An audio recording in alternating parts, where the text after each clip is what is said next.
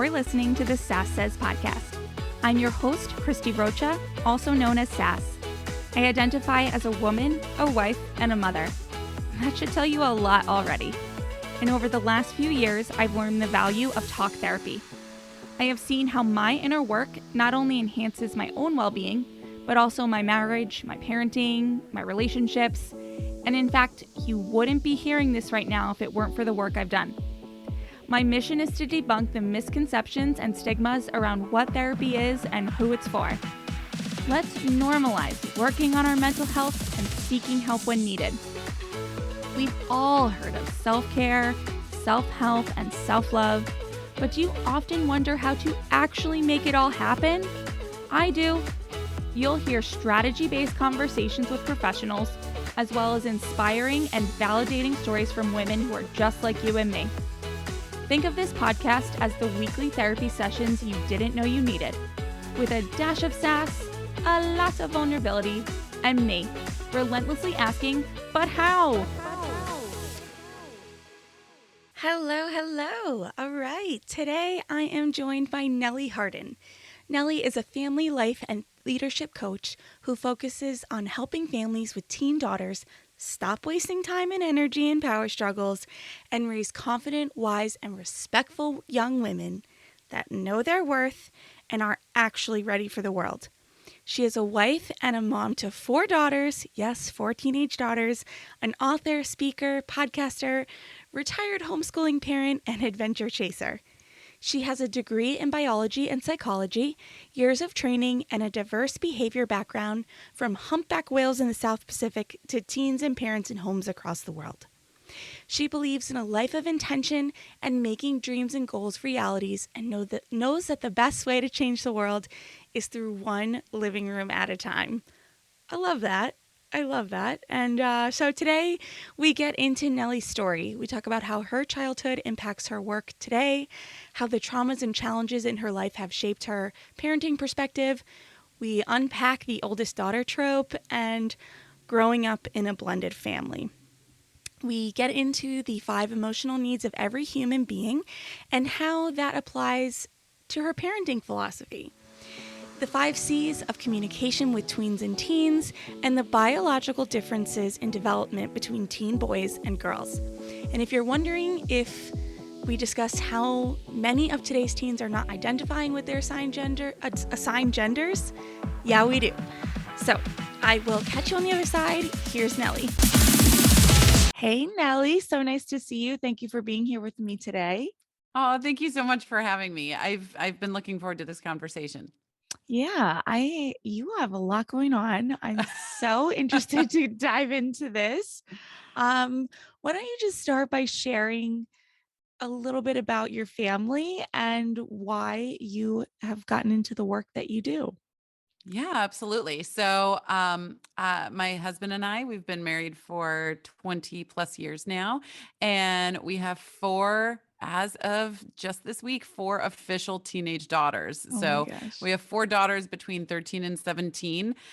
So we are definitely in the thick of it. I was thinking last night, I was like, there's always a crisis happening, because not always for, each one of them, but for us as parents, because whenever your child's in crisis, you feel, that you're in crisis of some kind. So for us parents right now, my husband and I, we're always in crisis mode.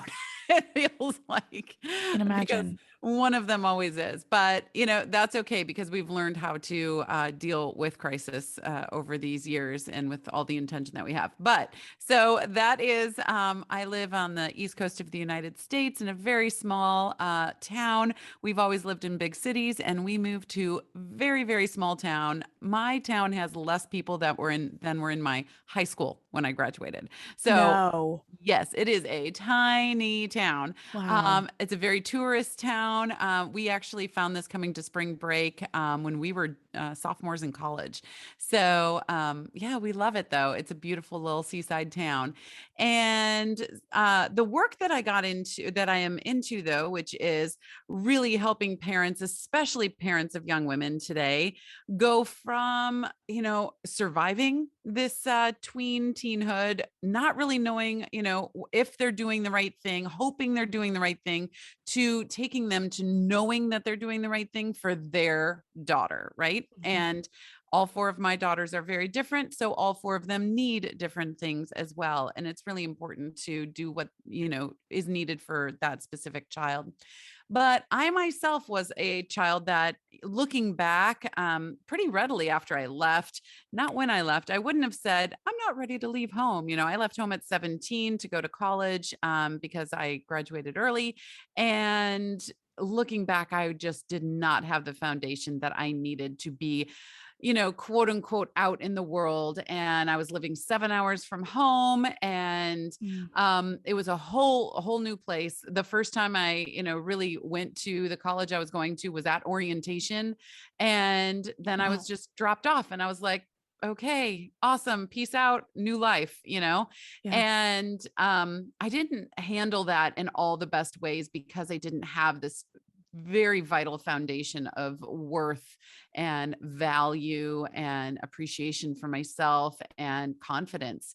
And when you don't have that worth, then you're busy chasing worth in all the wrong places, which leads you down to some not so great paths, which is what happened to me. And then just completely stole, over a decade and a half of my life, dealing with that.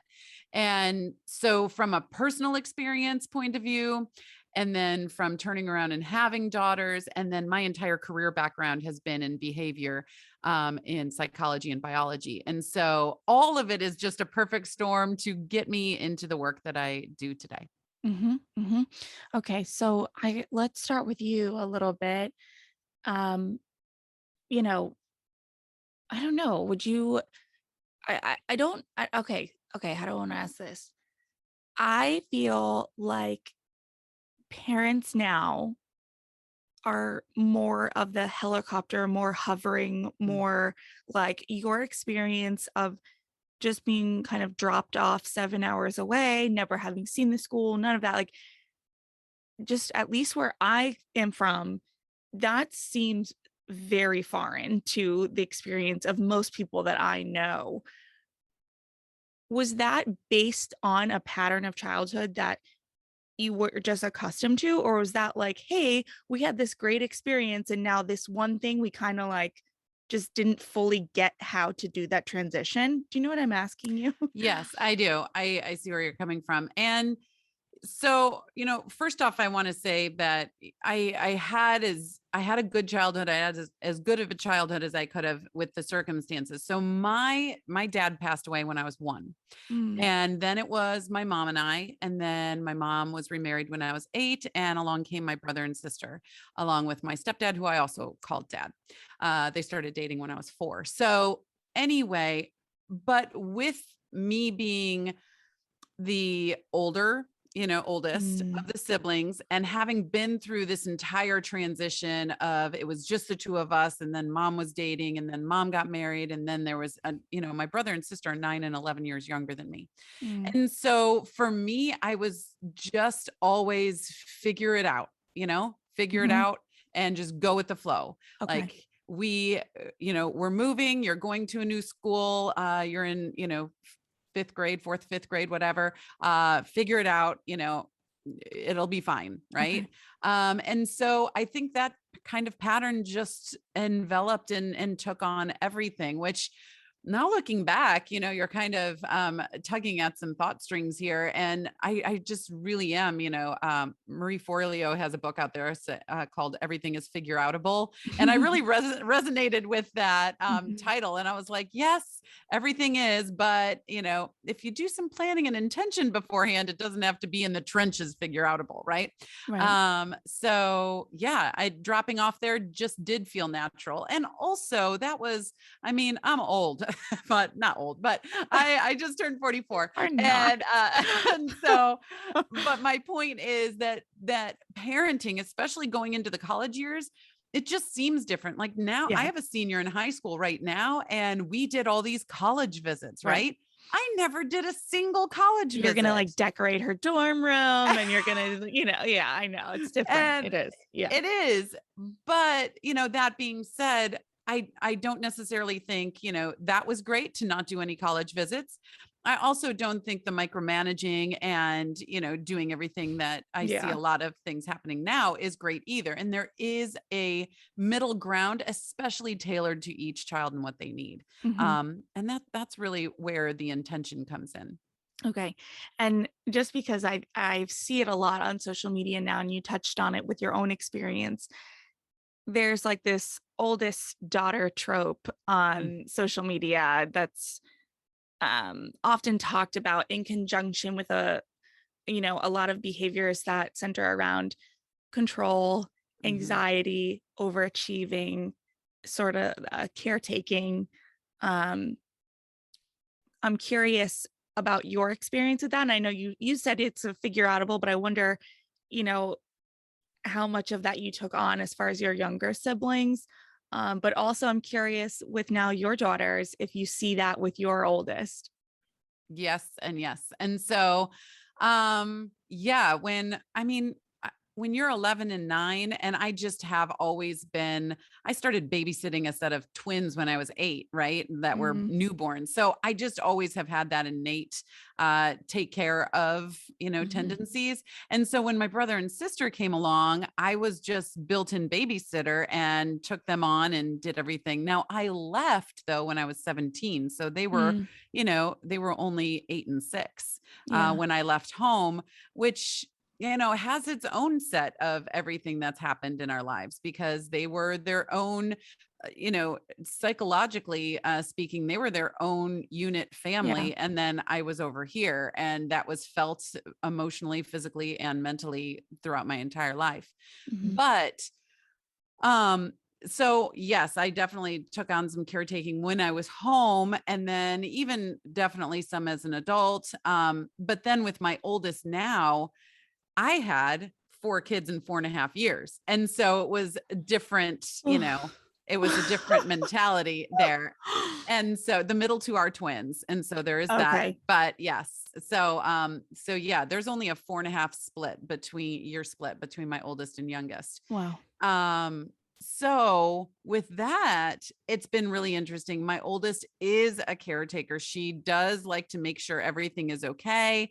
And she is strives for excellence in what she does, but we've been able to harness that and make sure that it's going in a positive direction because it hasn't always, right? Mhm, And we need to make sure that, okay, I understand. Last night I was just having a conversation with one of my other girls about perfectionism, which is a constant conversation that we have here, right? mhm. And she was just like, oh, a 91. And I was like, honey, a 91 is a good grade. Oh, it's not good enough. And I was like, girlfriend, it is fine. Like that is good, Yeah. nothing to be ashamed of.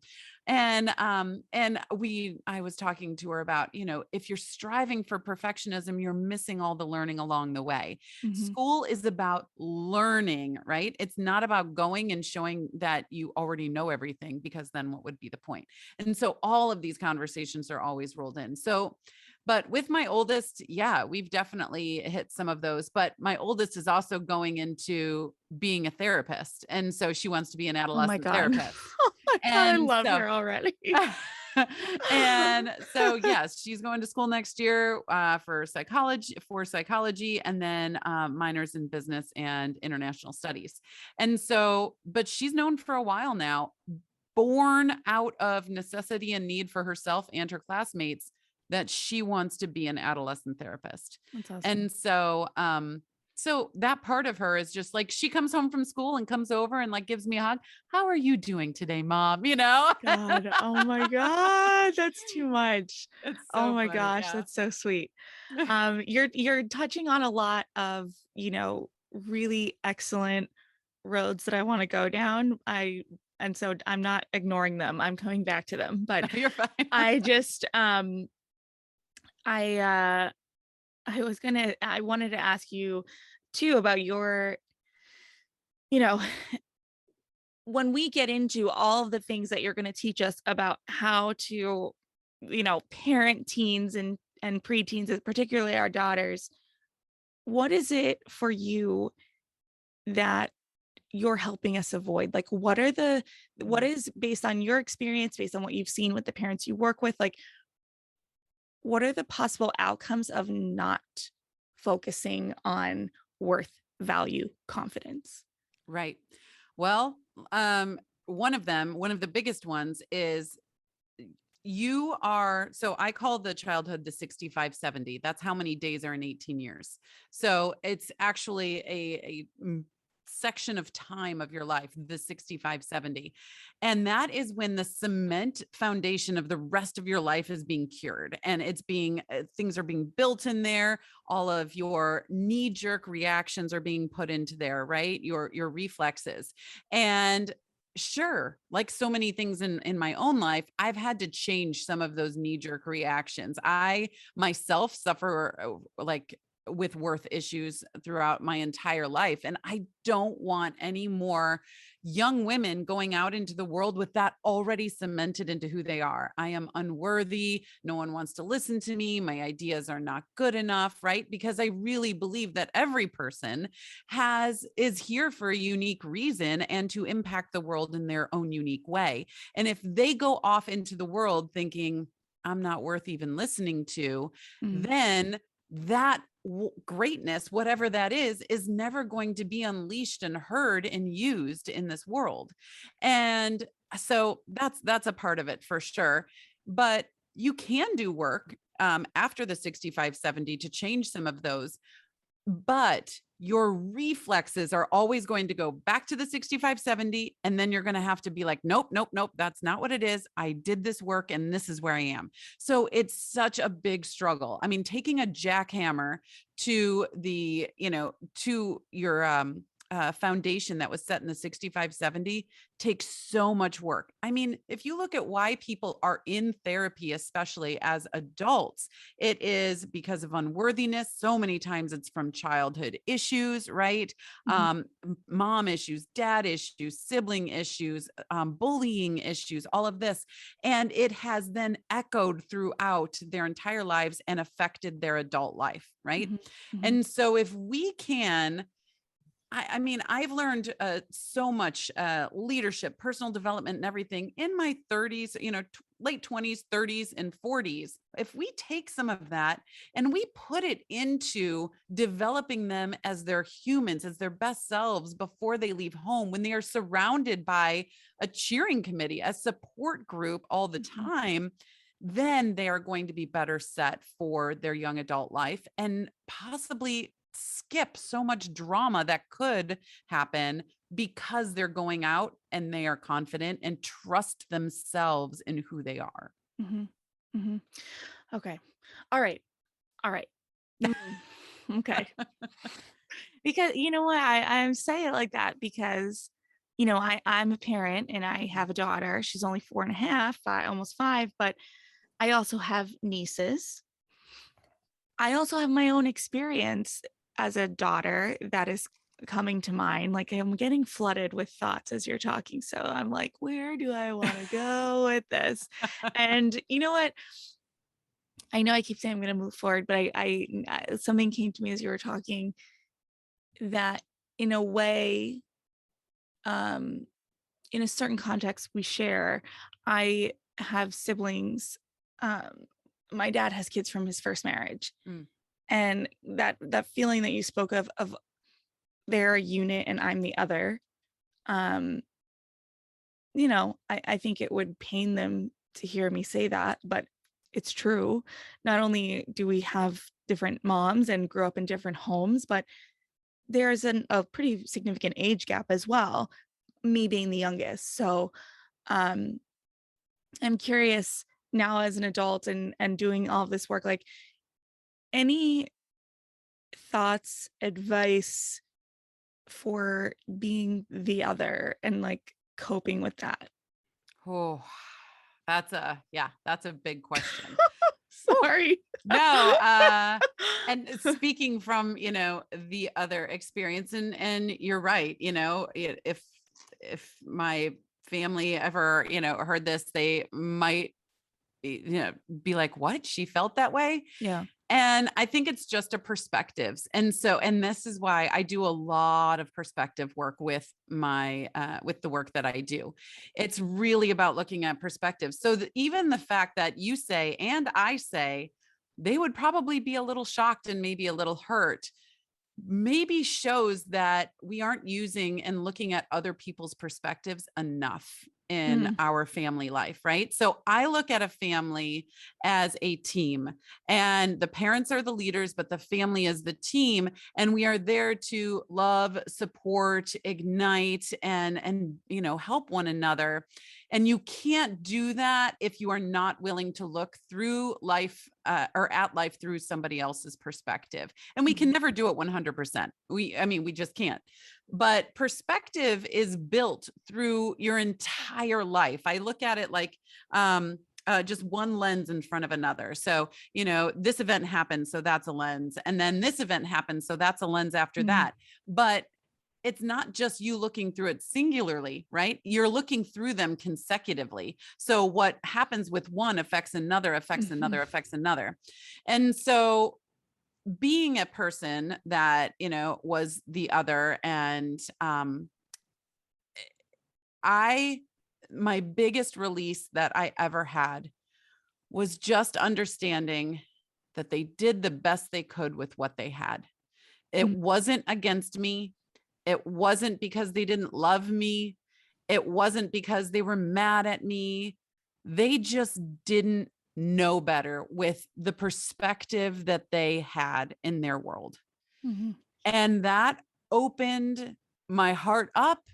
And it also dropped so much negativity when I was able to do that, which, to be quite frank and honest, was just within the last 10 years. mhm, But now, knowing that, I've been able to turn around. And when you have 4 kids in 4 years, there's just some of them really click, some of them there's a little bit of friction between, and all of this. But then we use that work, we use that perspective work on, you're the big sister. How do you've been at this stage that she's at? How do you feel about this? What do you think she's feeling right now? Why do you think she did that thing that she did?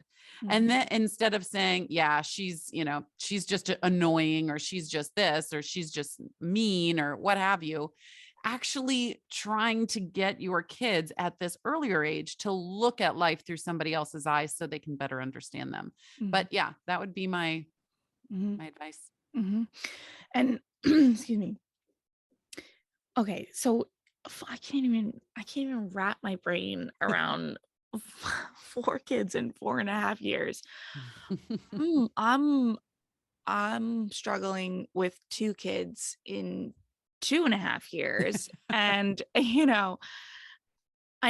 I'm curious, a conversation I had recently with Ashley Rodriguez, her show actually aired today.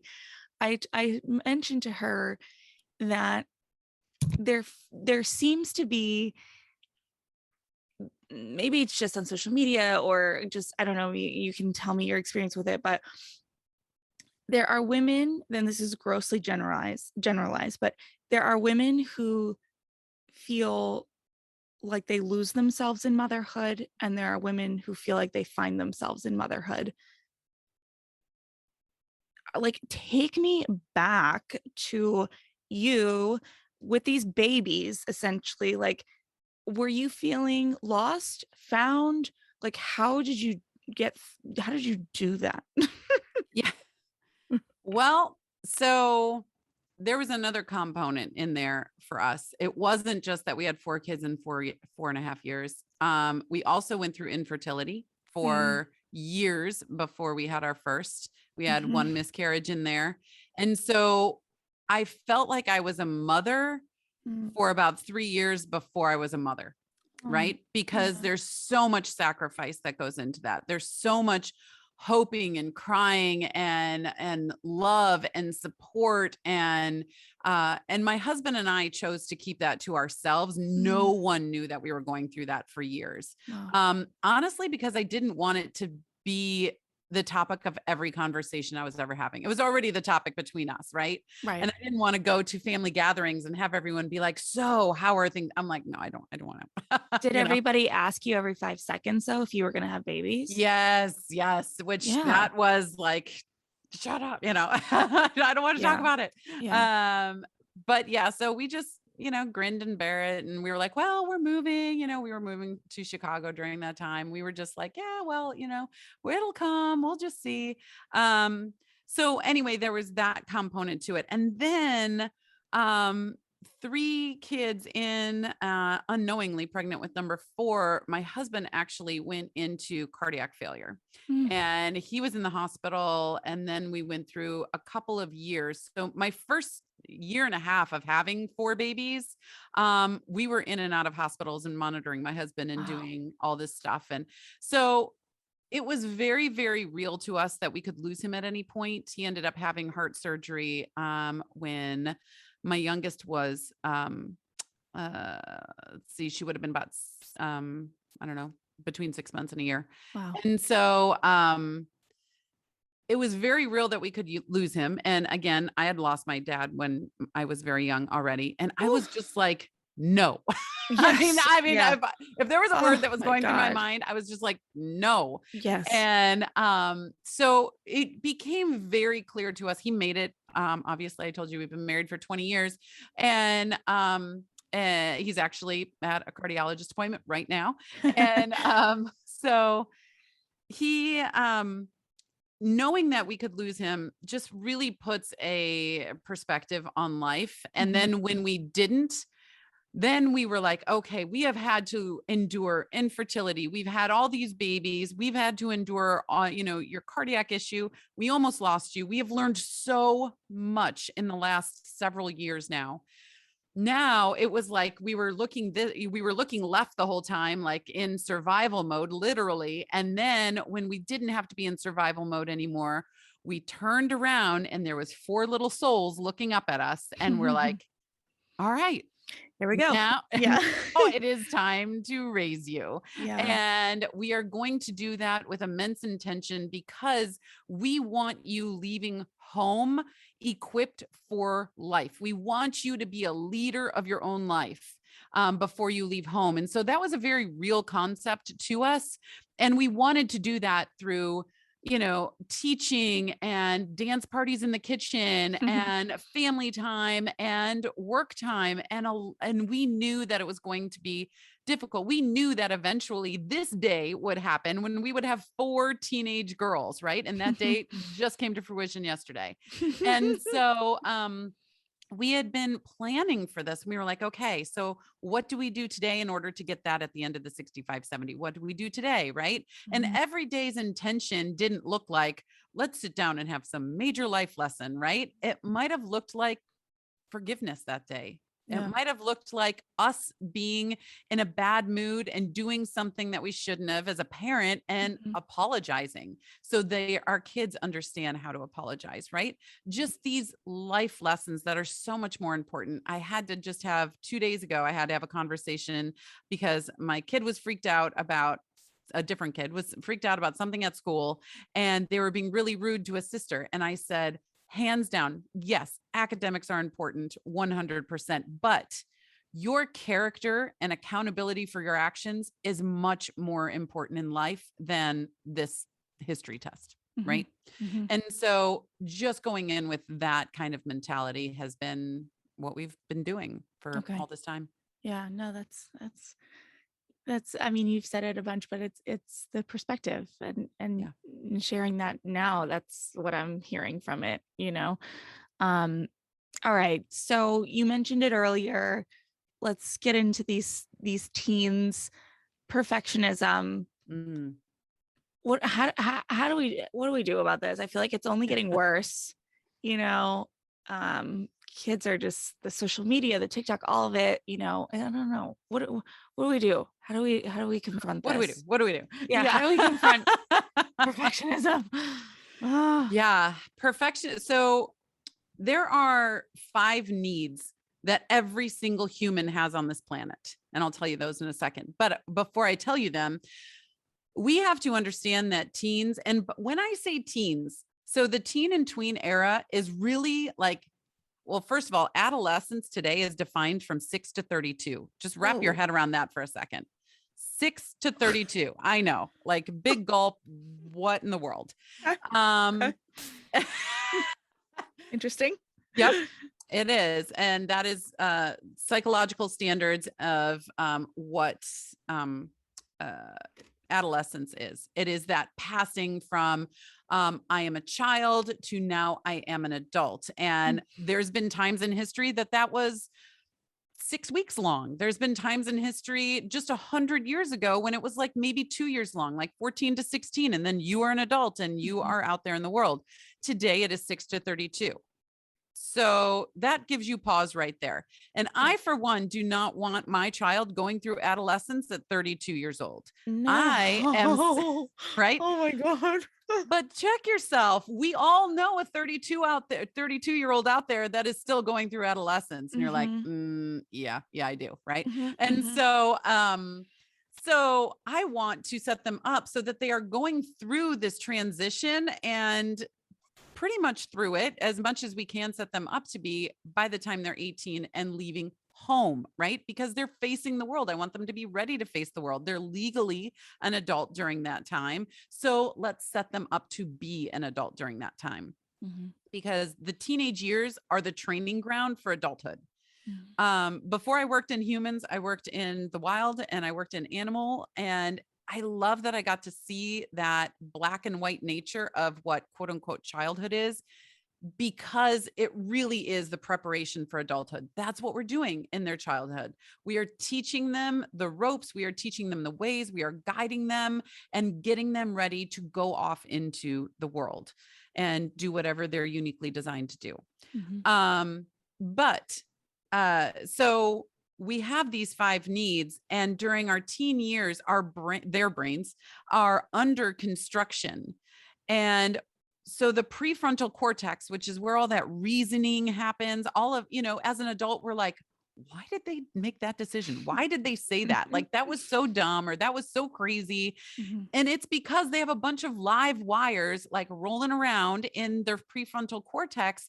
And when that's under construction, the amygdala, which is the fight or flight, takes charge a lot of times. And so their decisions are rushed, and they don't always make a lot of logical sense because they're born out of that fight or flight. And if we as parents can understand just that piece, then we can come at them with a little bit more grace and understanding and be like, oh, okay, you know what? I see where you're coming from here, but let's talk this through a little bit more, instead of making them feel dumb or making them feel young and immature and all of this. Or taking it personally. Yes, absolutely. So these 5 needs that every human has that are exacerbated and like put on, atomic level during the teen years are to be seen and to be heard and to feel loved and to belong somewhere and have a purpose. Those are the 5 basic like human needs. Of course, there's, water, shelter, and all of that. Those are physiological. I'm talking about, psychological needs that we have: seen, heard, love, belong, purpose. And if we can focus on those and help our kids fill those, but also help them recognize how they need to be filled out there, right? Because they are leaving home eventually. You can't be the person that's always filling those buckets for them. They have to learn how those buckets can be filled elsewhere. Also help them learn, if every single person at your high school or middle school or whatever has these needs, how can you fill someone else's bucket today, right? It's not just about you. It's about turning around and helping others as well. And so if we can do that, then we are really setting them up. Now, there's roadblocks to that. And one of them is perfectionism, like you talked about. So the antidote to perfectionism, which is just born out of lack and fear, is to fill those needs. And so the roadblocks are perfectionism. It is comparison. It is shifting identities and people pleasing. Those are really big roadblocks to those 5 needs. And no one can run away from those 5 needs. You can get some people that are like, nope, I don't need to be loved. We've all, heard it. I don't need to be loved. I don't need to be cared. I don't need anyone to hear me. I'm just going to be over here, locked in my room in isolation. Do you think that there's joy in that, being in the room in isolation? No, absolutely not. And so, yes, the antidote to those 4 roadblocks is to help them fill their needs and you doing that as well. Okay. And I know this is like going to be another loaded question, but like, how do we do that? How, like, take perfectionism and how do we fill that need as a parent? Okay, so perfectionism usually comes out of they don't feel like they are loved or belong, right? And so if they don't belong somewhere, then I need to keep doing this and this and this until I belong somewhere, until I am worthy enough to Mm, be accepted somewhere, right? So much of kids perfectionism in high school especially is in looks, right? mhm, Looks are because I want to be accepted by someone, a relationship or what have you. mhm, Grades, I want to be accepted by a college. Sports, a lot of times I want to be accepted by a college, or I want to get the accolades so people see me and I'm accepted, right? So if we can help them then know that they belong somewhere and find a place to belong, then we can do that. So at home, for example, just some like real basic things is their role, like play into their role at home. If we were talking about oldest siblings earlier, well, you're the youngest, I'm the oldest in mine, and so when they walk in and you're talking to them, maybe you're having an issue with a younger sibling, and then go to them. I know, you're the big sister here. Is there any insight that you can give me, or any way that you think you can help me, with your little brother or little sister? I really want to help them through this. They're obviously having a hard time, and I know you've been through this, and I really trust your judgment, right?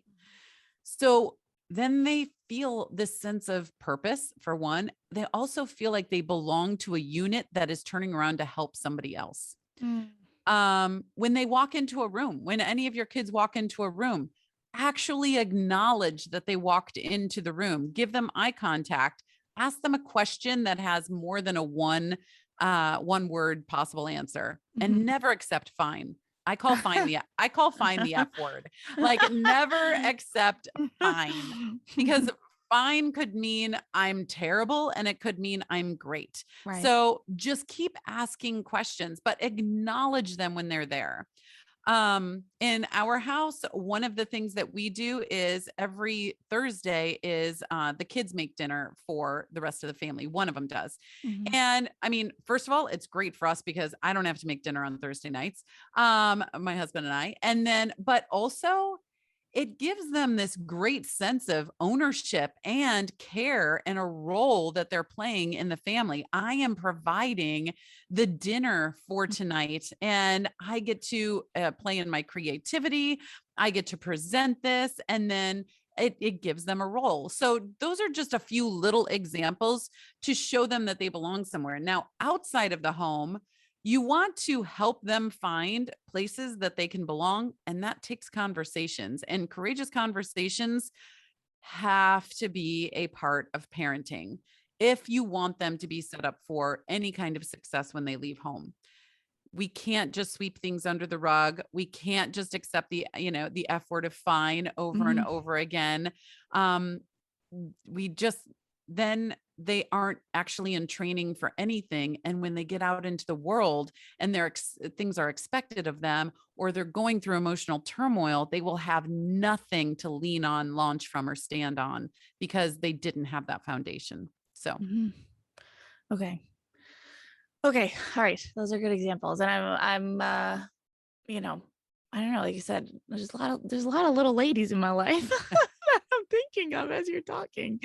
Um, the tough conversations. mm, What are some best practices for starting them, being in them, how to end them? Sometimes I feel like mm. ending them is harder because you're just like staring at each other like, Yeah. "So are we done now?" Like, "I'm Now not what? getting much from you, so I guess I'll go."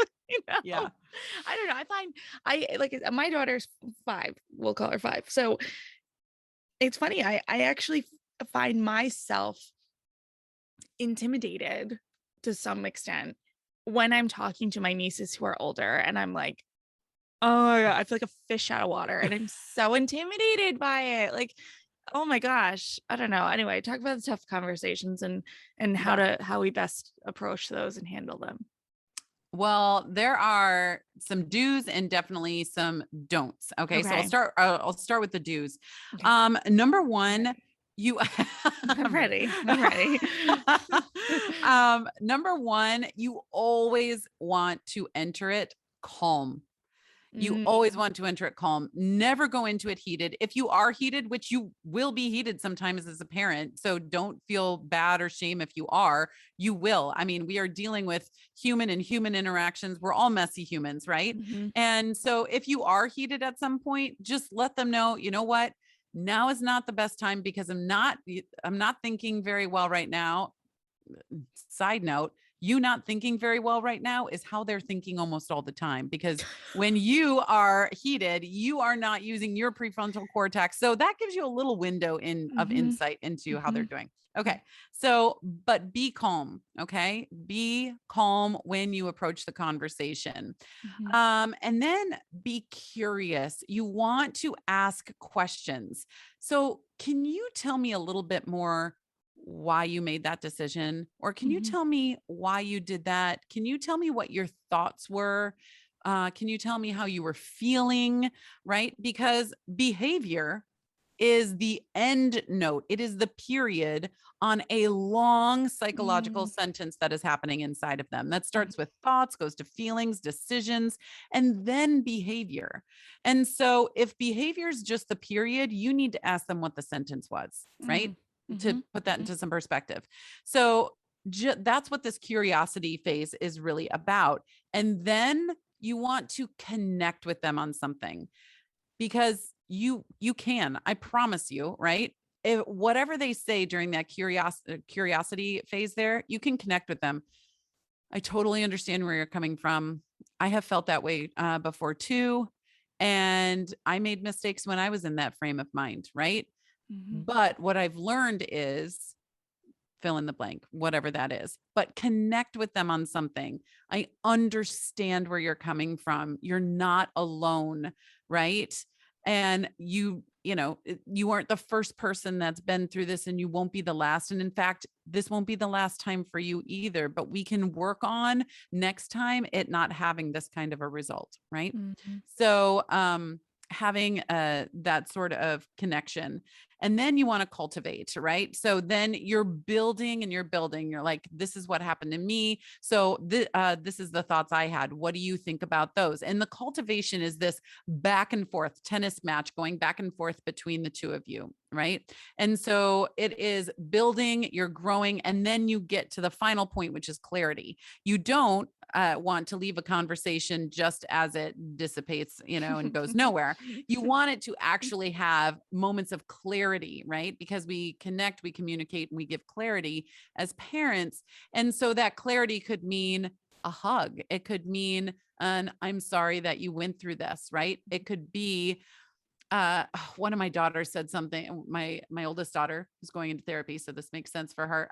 But she said the other day, I can't stand it when someone says, I'm sorry that you feel that way. Right. mhm, After, if one person does something to another, and they're like, well, I'm sorry you feel that way. She's like, no, even if they feel justified in what they did, the sorry should look like, I'm sorry that what I did made you feel this way. There's a mm, big difference there. yeah, There's a yeah. really big difference in those two. And I was just so thankful for her insight on that. Um, and it was totally out of nowhere in the middle of making dinner one night. She's like, something must have happened at school. I don't know. But anyway, but that kind of clarity, have some moments of apologizing and, redemption, and being able to say, I'm sorry, or saying, okay, so what do you think will happen next time? Or what do you think are your next steps? Talk through that, right? Whatever that clarity is that needs to resolve whatever this conversation was about is important. So Mhm, those are the do's. Okay. So those are 5 C's. It's calm, curious, connect, cultivate, and clarity. Okay. And then there are definitely some do nots, and those would be interrupting. You don't want to interrupt. When someone is telling you something and you interrupt them, you are telling them, your thoughts and words are not worthy of me listening to you. So do not interrupt. Second is do not mock, which can be really hard for parents sometimes because you're like, me, right? Or like you came in and you were like, and they're like, that's not what I did. Yeah. I mean, honestly, how many times, because we've all been mocked, right? And when through a husband or a spouse or whatever. And how many times has that demonstration, let's just say, of you been accurate? I mean, never, right? And so even if it is, does it help? right, No. yeah, exactly. So leave mocking to the curb, and then dismissing them, being like, no, don't worry about it, or oh, that's nothing, right?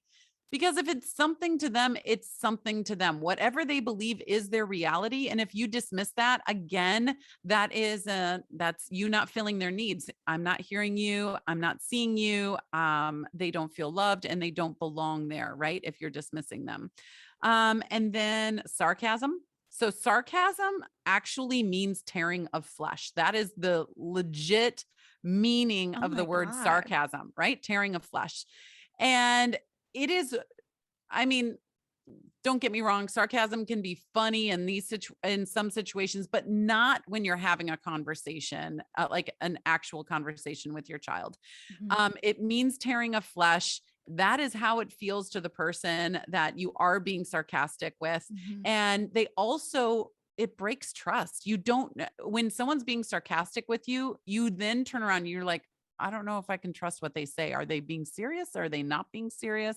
And when you break trust, then you don't have a position of guidance in their life anymore. So don't be sarcastic. And then the last one is ignoring, which that really comes into play with, our devices here, especially like, oh yeah. Okay. Just, yep.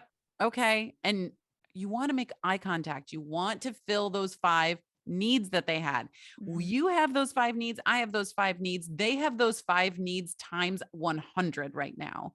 And so doing anything that breaks those 5 needs is really setting the conversation and them up for failure. Yeah. I mean, everything that you've said, you can apply to adults too. Oh yeah, Right? absolutely. But I think it's the clarity and the distinction of, yes, all these things can basically be applied to any human being, but preteens, teens, like the word that's coming to me is just raw. Like everything is Yes. raw. Everything is a fire, like it's just, yeah. Okay.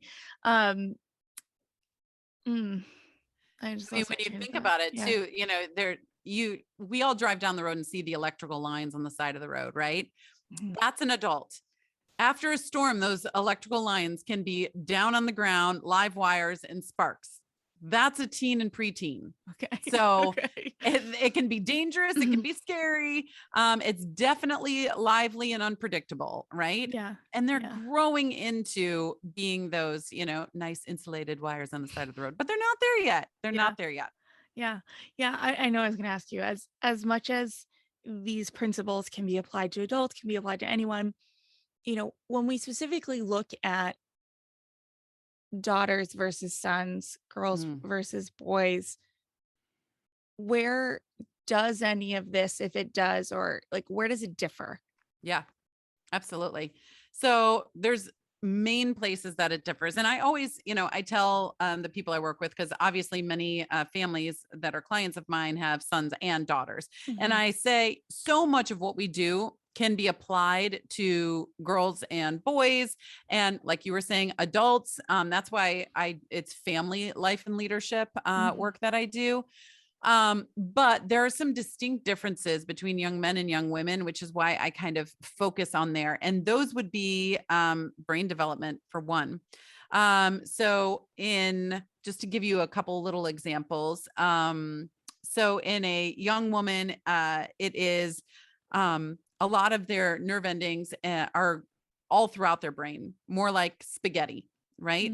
Versus a young man who has a very punctuated. They have a lot more gray matter, which is more punctuated, meaning I can open this box and think about this box, and I'm going to close that box. And then I'm going to open up this next box and think about that and put that. And where a young woman has a lot of white matter and it's everywhere throughout the brain. So when your young lady comes home from, it sounded so proper. When your young woman, your daughter comes home from school and they're like, I was thinking about this and then I did this. And then, I don't know, Georgia did this at lunch and then this, they're thinking about so many things at once. Whereas when your son comes home from school, and again, these are overgeneralized, of course, to just make a point of some distinctions.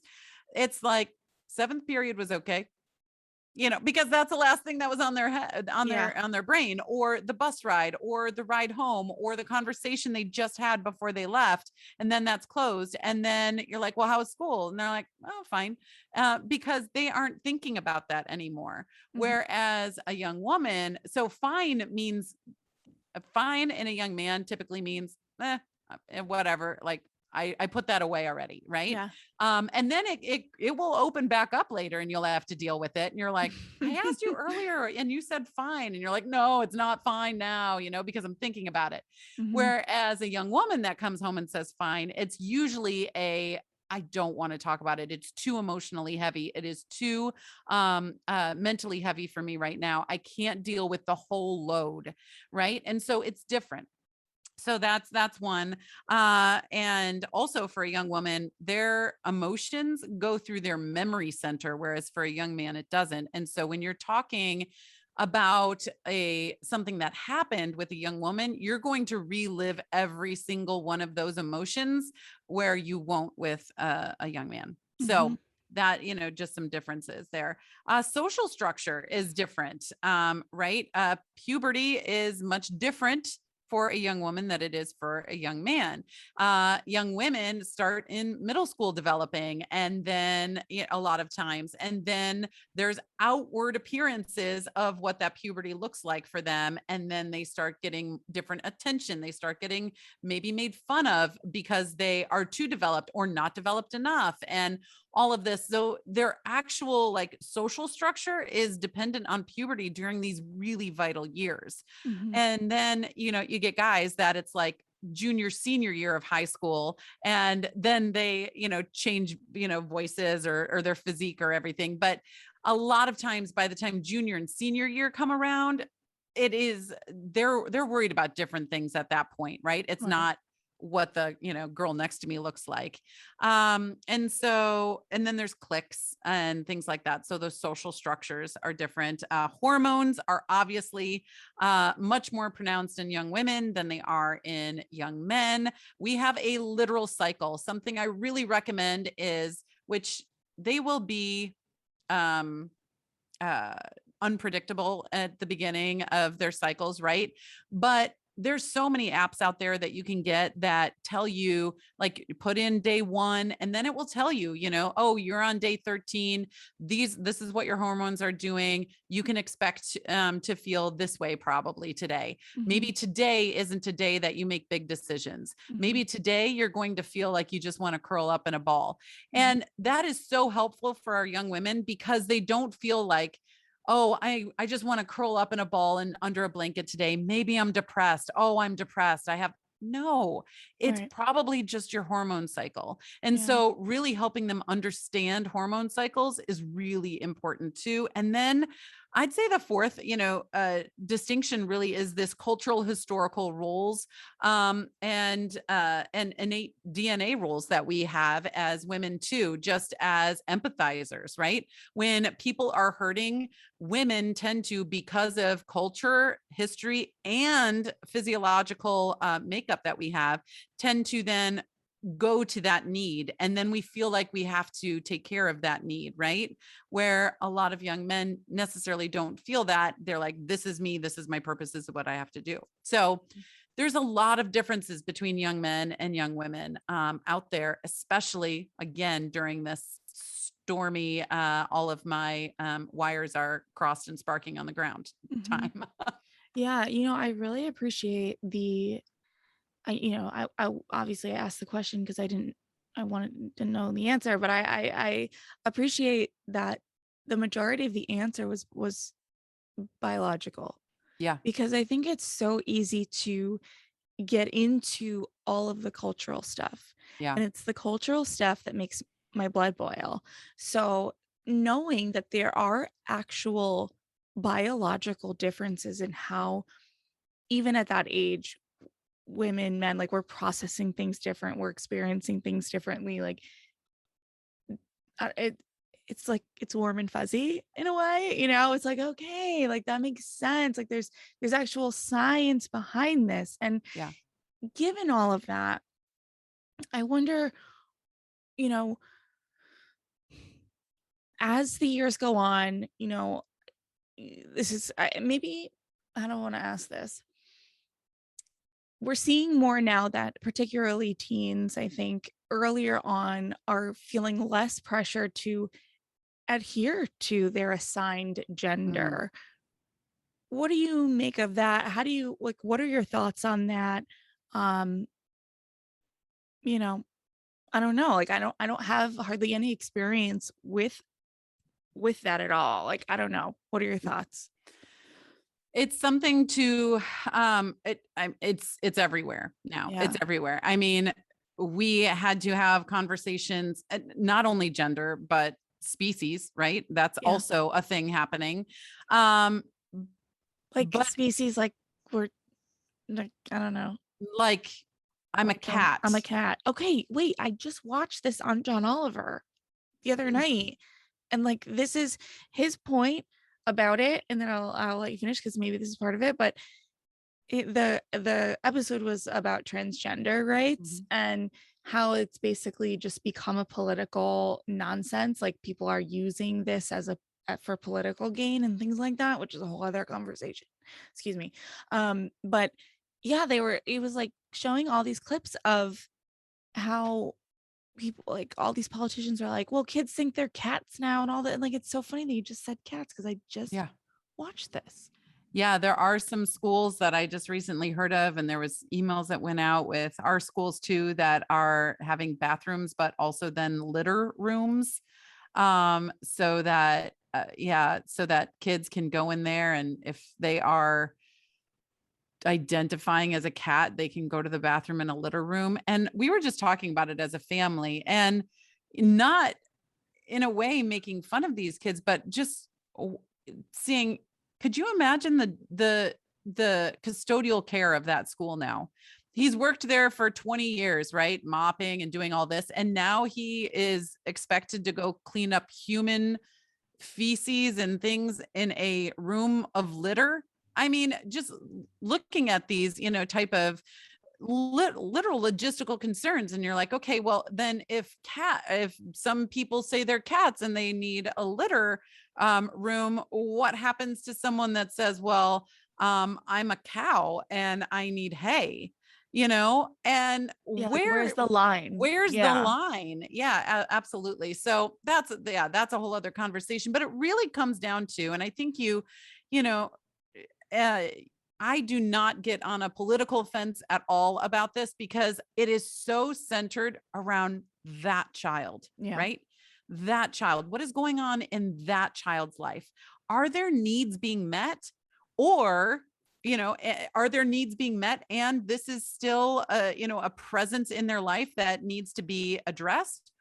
Or are their needs not being met and they want to belong to something? They want to have a purpose for something.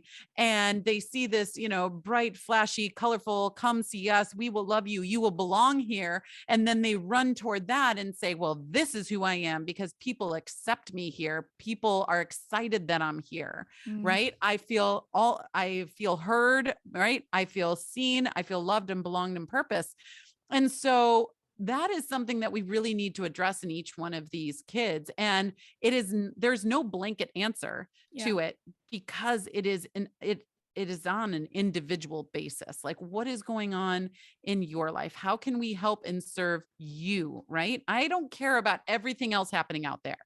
Mhm. I want to make sure what is happening with you. You are my son. You are my daughter. You are my child. Right. How can I help you and make sure that I am serving you at your best. Yeah. Yeah. Yeah. Wow. It's tough. On one hand, I don't know. It's really hard. You don't want to minimize someone's experience and Right. thoughts and feelings. But yeah, like I don't know, that even just your point about the school staff, like, and yeah, like totally, like, where do we draw the line? Is there a line to be drawn even like that? It's like, that's really hard Yeah. because my brain also goes to your point of what needs are not being met or what needs are being met in different ways. Like Mhm. all of the point, your point is exactly what I'm about to say. It's just saying it again is that if the kid out there that is identifying as a cat, for example, Mhm. there's not a chance in my mind in this day and age that that kid is choosing that because it's an easy way to live. Right. Like, it's like that kid is not going, "Cool, this will make me, like, have an easy time in high school." Like, Yeah. no. So what I'm saying is, what am I saying? I'm saying But it I don't will think help. anyone Yeah. plays a game like that. You know what I mean? Like, it's too I don't know. I don't know. I don't wanna get into the political side at all Yeah. because that's where I literally just watched this last night, so I have those thoughts, like, filtering through, but I feel like identifying as a cat would come with so much social hardships that, like, Yeah. you wouldn't do it if you weren't really feeling that in your bones. You know what I'm Yeah. saying? Yeah. Like, Absolutely. yeah. And then I the question it just is, why are you feeling that Why? way? Yeah. Where did that come from? What were your thoughts, feelings, and decisions that led you here? Um, and are you being served in all the areas that you need to be served in? And yeah, it's just a lot of conversations because you're right. They're choosing a very difficult path Right. outwardly. And so let's figure out what that inward process is. Yeah. Yeah. And and also I feel like just as a parent, there would be a part of me, I think, that would wanna praise them for being so independent and convicted in what they're doing, you know what I mean? Like, there would be that part of me that's like, "Yeah, like, you're a cat." Anyway, okay, let's move on. Just a couple more questions for you. Is there any 1, 2 things, because 'cause I'm sure there are plenty, but any really, significant misconceptions that you think adults, parents have about teens and preteens that Mm. you would wanna clear up?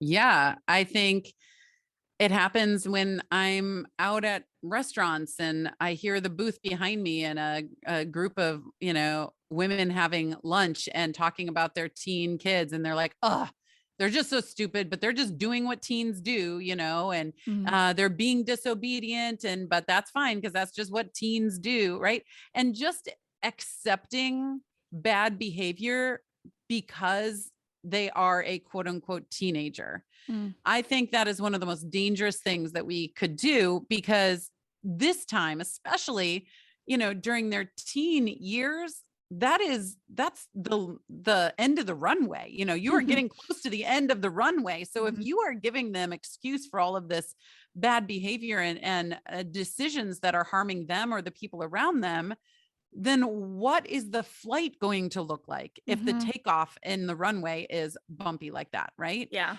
And so, yeah, do not give them excuse. They are young adults, right? Give them that responsibility. Kids thrive on boundaries and actually being given responsibility because then they feel like they're worth being being believed in, right? Being poured into. Mhm. And so when you can then guide them through boundaries and responsibilities in a kind, loving, fun, awesome way, then you are setting them up instead of giving them this excuse factory that's going to lead them to a bumpy life. Mhm. And just to clarify, we're giving responsibility, we're setting boundaries, we're knowing that these are good, healthy, lovely things to do, even when we're met with the response of, I don't want to do this, Right. or this is annoying, or like you just get the eye roll or the grunt. Like Exactly. the outward response may feel like you want to backtrack, Right. but we're not gonna. No, you're not going to. And as they're going further into their, toward the end of the 65, 70, those boundaries are not just given by you, right? Because the first Mm, half of childhood, we are building life for them. The second half, we are building life with them, building their mhm, life with them. mhm, And so it's really important that, I mean, you mentioned like helicopter parenting and all of this earlier, that it is not us just dictating, do this, here, you can't go this, do this, right? It is us giving boundaries in the beginning. And then later on, it is us helping them create their own boundaries, right? mhm, Because before they leave home, not after, before they leave home, you want them to be able to be the self-disciplined leader of their lives. mhm. And that takes practice. In fact, it takes 6,570 days in Yeah. order to do that. And so, yeah, that's the goal. You want to get there. And it's not going to happen if, you're giving them excuses and you're dictating to them their life up until their 18th birthday or, thereabouts. Okay. All right. All right, Nellie, is there any thought or word of wisdom that is sitting with you that you did not get a chance to say today, that if there was one thing that you just want to leave parents, caregivers with, what is there anything that comes to mind? Oh, goodness. I would probably just say the keys to this are casting vision and all the places in there, talking about, core values and core beliefs and perspectives and things like that. So it's vision and teaching or disciplining them in a way to help them discipline themselves. That's Mm, really the key. You want to discipline them throughout their childhood, especially in the second. And when I say discipline, I don't mean consequences. Discipline means teaching. And so mm, disciplining them in a way that teaches them how to discipline themselves is key. And then helping them develop resilience in their own lives, right? Through emotional, mental, and physical. And then just being able to have that application to all the places in their lives that are affecting them, their friends, right? How does perspective look like in friendship? How does perspective look like in your English test tomorrow, right? And just helping them set up these healthy skill sets, mindset strategies that are unique to them, right? mhm, And remember always, we are raising other people. We are not raising ourselves. mhm, We are not so many parents deal with, well, I really needed this as a kid, so I'm pouring this into my child, but that child might not need that, right? So mhm, get to know your kid so you know how to serve them best. mhm. I love that. Yeah. All right. And everything you just said, of course, prompted 35 million other questions. But for additional resources, I know you have a podcast, you have an online community, you have workshops, social Yes. media accounts. Like these are all the places where we could get more information and guidance from you. Absolutely. Yep. I would love to have you there. We have a family architects club. I call parents architects because we're building, designing, and planning the beginning of someone else's life. So it's kind of a Mhm. big deal. And so, yeah, we have the family architects club community, everything you can find through my website, nellieharden.com. Awesome. All right, Nellie, thank you so much. This was great. I have a lot to think about.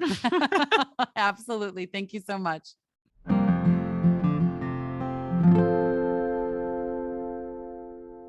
All right. So, not having tweens or teens yet myself, my biggest takeaway from this is that when I think of my nieces and nephew, seeing them, hearing them, and doing the things in conversation that I know will fill their buckets is enough. Even when I'm met with eye rolls and shrugs, keep going and to never take fine for an answer. And I have to admit, at first, Nellie's 6570 theory, idea, concept gave me anxiety because I don't know about you, but that actually doesn't seem like a lot of time. But the more I thought about it, the more relaxed I am, in the sense that as a toddler mom, we often hear how critical the early years are. And while that's true, talking to Nellie reminds me that they aren't the only years that matter. The early phases have been pretty tough for me, and I've always had a feeling that I will thrive in the tween and teen years as a parent. I'm often comforted by that thought, but also nervous that I'm just kind of screwing up these early years. Anyway, the point is that Nellie's perspective and the 65-70 do allow me to take a breath. It's not one phase versus the others. It's all the phases combined that make up childhood. So, lots to think about. Thank you, Nellie. Thank you for what you do. Thank you for listening, and I will catch you next time. Bye. Thank you so much for tuning in today. Sass Says is a production of Luann Nigara, Inc. This podcast is meant to be educational and not meant to replace professional therapy or professional medical attention. To learn more about today's show and what's new in my world, head over to sasssays.com. Thanks so much. Talk later.